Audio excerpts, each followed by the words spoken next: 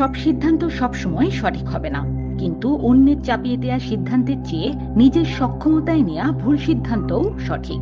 আপনার জীবনের সিদ্ধান্ত আপনাকেই নিতে হবে। সঠিক সিদ্ধান্ত নিতে প্রথমেই নিজেকে প্রশ্ন করুন, আপনি কি চান? কোনটা আপনার জন্য ভালো? কোন কাজটা আপনি ভালো পারেন?